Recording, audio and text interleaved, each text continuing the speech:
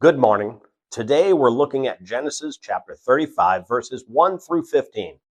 And as always, I encourage you to read this passage personally because I think you're going to see how it shows us renewal, returning to God, and reaffirming his promises. In verse 1, God speaks to Jacob and tells him to arise and go up to Bethel, the place where God first appeared to him when he fled from Esau. This is significant. God is calling Jacob back to a place of encounter and commitment. After the events of chapter 34, this is a call to a spiritual reset, a return to where Jacob first met God. In verses 2 through 4, Jacob responds by telling his household to put away strange gods, be clean, and change their garments. This shows that returning to God involves repentance and separation. The presence of idols in the household reveals how far they had drifted. Jacob buries these idols under trees, showing a decisive break from them. Before worship can be restored, sin and divided loyalty must be removed. In verses 5 through 7, as they journey to Bethel, God places fear on the surrounding cities so that no one pursues them. God protects them as they obey.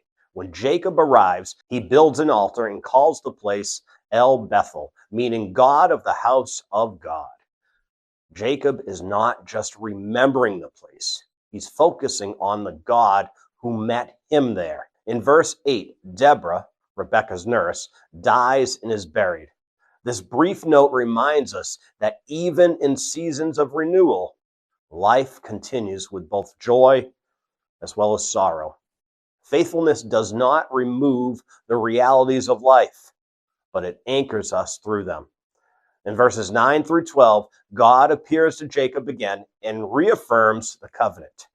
God repeats the name change. Jacob is now Israel, and restates the promise of fruitfulness, neighborhood, kings, and land. This repetition shows that God's promises are steady and sure. God confirms what he has already spoken, strengthens Jacob's faith.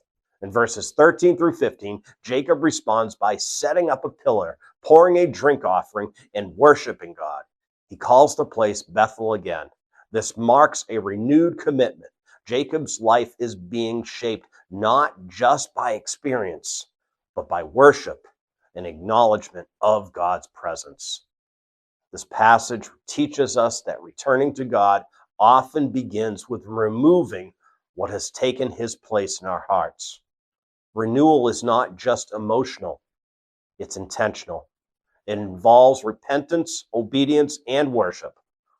And as always, we can see how this passage points us to Christ. Just as Jacob was called back to Bethel to renew his relationship with God, believers are continually called to return to God through Christ, who restores and strengthens our relationship with him. Today, take the time to examine your life for anything that might be competing with your devotion to God.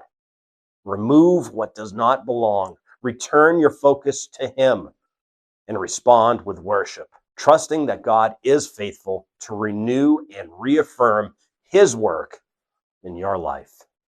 God bless.